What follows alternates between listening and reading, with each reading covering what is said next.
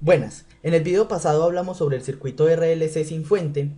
Llegamos a una solución general de la ecuación diferencial de segundo orden que teníamos y encontramos las dos raíces que tenían, o las dos raíces de la función característica que tenían esta forma, que era menos alfa más o menos la raíz de alfa al cuadrado menos omega sub 0 al cuadrado, y que la solución general de la planta como tal, o de ese circuito de RLC, era esta ecuación acá para la corriente. Pero si nosotros vamos y analizamos a fondo estas raíces, este B1 y este B2 que viene de esta ecuación, nosotros podemos encontrar tres casos, y eso es lo que vamos a hablar hoy, de los tres casos típicos que se presentan en estos circuitos. Se presenta un caso en el caso de que este alfa sea mayor a omega sub 0. En este caso, los errores se presentan es dentro de este radicando. ¿Por qué? Porque acá por fuera no hay algún otro problema. En realidad, el que nos puede hacer variar este B es este radicando que hay acá. Esta resta entre estos dos términos. Entonces hay tres casos típicos. El alfa cuando es mayor a omega sub 0, el alfa cuando es igual a omega sub 0 y el alfa cuando es menor a omega sub 0. En el primer caso se llama un caso sobreamortiguado y ya vamos a ver por qué. En el segundo caso se llama un caso críticamente amortiguado y en el tercer caso se llama un caso subamortiguado. Entonces vamos a estudiar cada uno de estos por aparte y vamos a ver cómo cambia esta respuesta dependiendo del caso, en el caso en que esté. Caso 1. Cuando alfa es mayor a omega sub 0. En ese caso es un caso sobreamortiguado. Si ustedes ven y van a analizar esta resta que hay acá, entonces si este alfa es mayor a este omega sub 0, entonces este término, que es un número como tal, entonces vamos a tener dentro del radicando un número positivo. Y si tenemos un número positivo, entonces quedaría, pues de acá de este radical va a salir un número positivo. Y ese número positivo pues va a tener dos raíces, va a tener un B1 igual a menos alfa más phi, suponiendo que phi es el número positivo que sale de esa operación. B2 es igual a menos alfa menos phi. Y la respuesta de nuestra respuesta general sería: la corriente es igual a un C1 por E a la B1 de T, donde B1 es este término, más C2 por E a la B2 de T, donde B2 es este término de acá. No hay problema, y la respuesta de ese sistema es de esta forma. Tenemos un exponencial decreciente, o un exponencial acá más o menos como una envolvente, y vemos que la respuesta de la corriente llega e intenta subir, pero decae exponencialmente, decae de esa misma forma. ¿Por qué? Porque decae por este menos alfa que existe en este término de acá, decae exponencialmente. Ese es el primer caso. El caso, el caso subamortiguado, el caso sobreamortiguado, qué pena. Listo, ahorita veamos el caso 2, que es un caso un poco más interesante que este. Este es un caso sin problema, es un caso normal. En el caso críticamente amortiguado tenemos muchos problemas. Primero que todo, alfa es igual a omega sub 0. Por ende, este término acá, si esto es igual a este término, la resta da 0. Entonces quedaría que b es igual a menos alfa. Y usted dice, ah, jue madre, hay grave, ahí no hay dos raíces. No hay dos raíces. ¿Por qué? Porque antes la que generaba las dos raíces era esto, un término positivo y un término negativo. Entonces, si nosotros asumimos que en realidad existen dos raíces, que hay una raíz acá cuando esto sería más cero y el otro sería cuando sería menos cero, entonces existe una raíz B1 igual a B1, igual a B1 que es igual a menos alfa, y un B2 que es igual a menos alfa. Si nosotros vamos y evaluamos eso en la función general, quedaría C1 e a la menos alfa t más C2 e a la menos alfa t. Nosotros este término y este término son los mismos, entonces podemos agrupar eso, un C1 más C2 por E a la menos alfa t, y nos daría que la corriente I de t es igual a C3 por E a la menos alfa t. Si ustedes ven, este término que hay acá solo nos presenta una constante C3.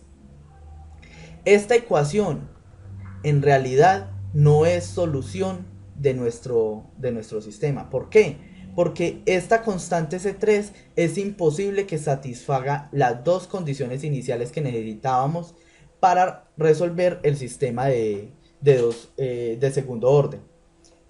Una única constante no es capaz de satisfacer estas dos condiciones. Entonces, no podemos, no podemos decir que este sea una solución del sistema, de nuestro sistema de segundo orden. Entonces, eso es un error.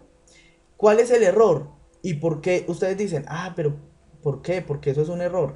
Porque esta condición no es capaz de satisfacer estas dos condiciones iniciales. Pero ¿de dónde viene el error? Ustedes dicen, pero pues si todo se dedujo bien, ¿de dónde viene el error? Pues el error es muy simple. El error viene de haber asumido que I es igual a E a la BT. Recuerden que esto lo asumimos para resolver la ecuación diferencial de segundo orden. Este fue el error inicial. Pero no es un error general. Recuerden que en el caso pasado, en el caso sobreamortiguado, está bien. Nos dio un resultado el cual cumple. Pero en este caso particular, esta no pudo haber sido no pudo haber sido la solución del sistema. O no podía ser una de las soluciones del sistema. Entonces, ¿ahorita qué hacemos? Tenemos que regresarnos a la ecuación diferencial de segundo orden y definir una nueva solución para poder encontrar solución a ese caso. En este caso, pues ya como tenemos que es un caso particular, entonces nosotros sabemos que alfa es igual a omega sub 0. Por ende, R sobre 2L es igual a la raíz de 1 sobre LC. Entonces, esta ecuación diferencial de arriba se puede escribir de esta forma. Quedaría la segunda derivada de I más 2 veces alfa. Mire que si alfa se multiplica por 2 nos da R sobre L por la primera derivada de la corriente con respecto al tiempo más esta parte que tenemos acá que decimos que es alfa al cuadrado. Si este es alfa, entonces alfa al cuadrado sería este término de acá por I es igual a 0. Entonces esta es la ecuación que tenemos que resolver. Tenemos que encontrarle una solución I de forma que nos quede bien solucionada esa ecuación. Entonces intentemos solucionarla de esta forma. Mire que acá está dos veces esta derivada, entonces podemos escribir una vez esta derivada acá más una vez alfa por la derivada de la corriente. ¿Para qué estamos haciendo eso? Para encontrar una expresión un poco más sencilla. Acá sacamos factor común, una derivada con respecto al tiempo y nos queda dentro del paréntesis la derivada de la corriente con respecto al tiempo más alfa por la corriente. Más de este término de acá podemos sacar factor común el alfa. Entonces nos queda la derivada de la corriente con respecto al tiempo más alfa por I. Si ustedes ven, este término y este término de acá adentro son los mismos. Entonces si son los mismos, entonces podemos asumir que todo este término es igual a un f, una función f. F tiene esta forma. Y reemplazando ese f en la ecuación, en esta ecuación acá arriba, entonces esto se reemplaza por f y esto se reemplaza por f. Entonces sería la derivada en el tiempo de f más alfa por f. Y esto es igual a 0. Nos queda una ecuación diferencial de primer orden.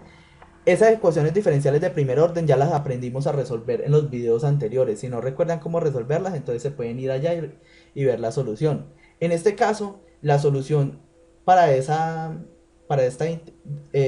función de primer orden es f igual a A por e a la menos alfa t.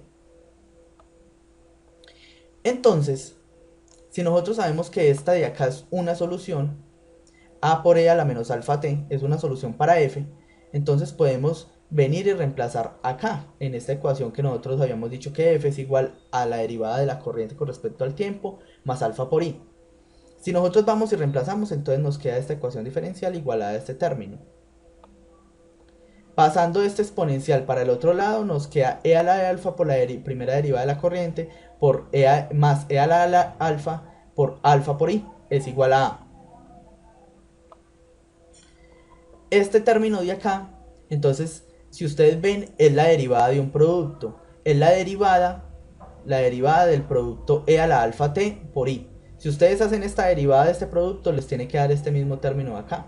Y esto es igual a A. Y esta ecuación diferencial, bueno, esto es una ecuación diferencial de primer orden, eso se puede resolver muy fácil integrando a ambos lados. Si integramos a ambos lados, nos quedaría e a la alfa t por i más a por t más una constante de integración. Nos da el resultado de esto.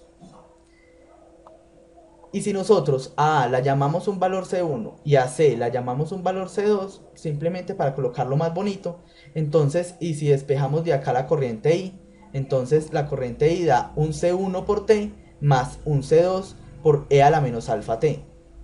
Esta corriente I que tenemos acá,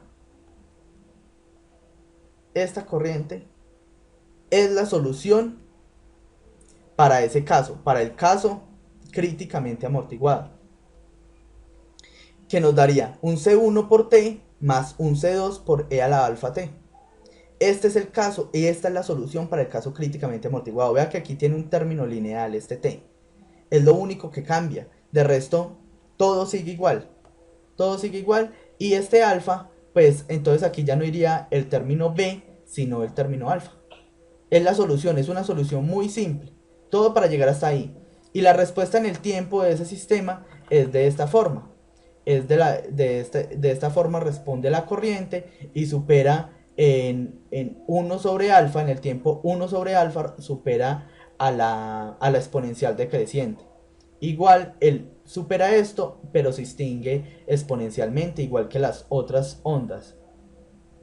Y ese es el caso y ese es el valor para el caso críticamente amortiguado. Esta ecuación es muy importante, igual que la ecuación anterior. La ecuación anterior para el caso sobreamortiguado era el caso donde teníamos la corriente en función de dos términos. Es un caso más arriba. Es este caso, donde la corriente dependía de C1 por E a la B1 más C2 por E a la B2 de T. Ese es un caso un poco más, bueno, los casos son casos particulares. Un caso particular es el caso sobreamortiguado, un caso en particular es este caso críticamente amortiguado, el cual ya tiene esta solución, y el caso final es el caso subamortiguado, cuando alfa es menor que omega sub 0. En este caso, donde alfa es menor que omega sub 0, tenemos que este término de este radicando va a dar negativo. ¿Por qué? Porque omega sub 0, que es la parte negativa, pues es mayor que esta. Entonces acá nos va a dar un número negativo. Ustedes saben que un número negativo dentro de un radical se convierte en un número imaginario. Pues del radical se hace el radical del número y aparece un j. Y nosotros vemos acá que en este caso existen dos raíces, lo cual está muy bien porque nuestra ecuación que habíamos encontrado en el video pasado, I de t es igual a C1 por B1 de t más C2 por E a la B2 de t, esta ecuación sí funciona para este caso. No es como el caso anterior que no funcionaba esta ecuación. En este caso, si nosotros llegamos y reemplazamos este primer término, miren, menos alfa más omega de j positivo, y en este otro acá que sería B2 menos alfa menos omega de dj de t, para este caso y para este caso tenemos esta solución. Acá podemos ya operar. Si el exponencial de una suma, pues es la multiplicación de esos dos términos. Si ustedes ven de estos dos términos que tenemos acá, este e a la alfa t es un número común en los dos términos. Qué pena.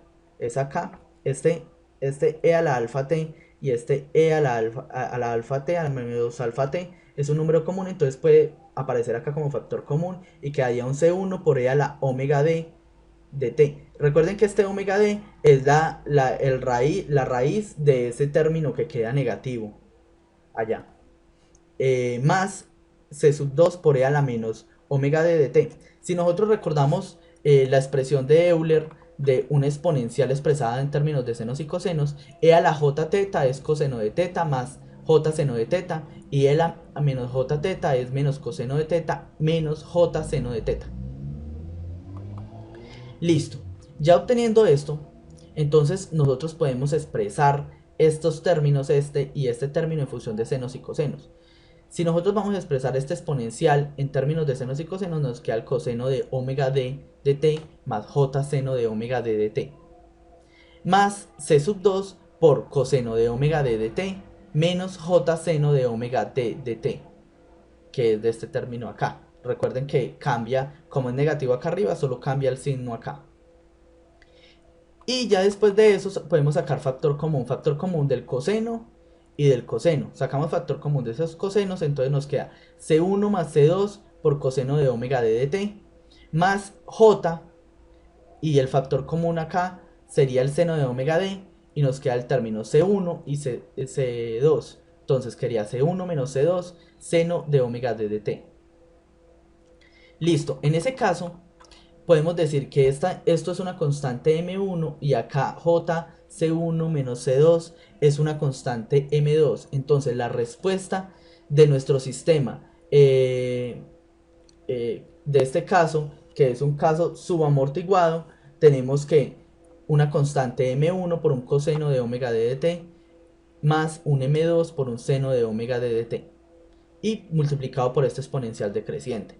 Esta es la respuesta para el caso subamortiguado. Entonces cada vez que ustedes vayan a solucionar un ejercicio tienen que encontrar primero que todo qué caso es el que van a solucionar. Un caso críticamente amortiguado, un caso subamortiguado, un caso sobreamortiguado. Y ya dependiendo de eso ya saben cuál es la respuesta. Simplemente vienen y reemplazan los valores sobre esa respuesta. ¿Cómo da la gráfica de esto en el tiempo? ¿Cómo da la gráfica de este caso sobreamortiguado en el tiempo? Da de esta forma. Es un exponencial decreciente, las señales se extinguen exponencialmente y hay oscilaciones de senos y cosenos, las oscilaciones de esos debido a los senos y cosenos que presenta. Y listo, eso es todo lo que quería comentarles para el caso críticamente amortiguado, subamortiguado y sobreamortiguado. Espero que estén muy bien, que hayan entendido. Si no entendieron bien, revisen bien las ecuaciones paso a paso, que les quede lo más claro posible. Y eso sería todo. Importante de ahora en adelante, para los circuitos que vamos a solucionar de ahora en adelante, hay que saber estos conceptos bien. Entonces espero que estén muy bien y que hayan entendido esos tres casos típicos en circuitos de segundo orden. Hasta luego.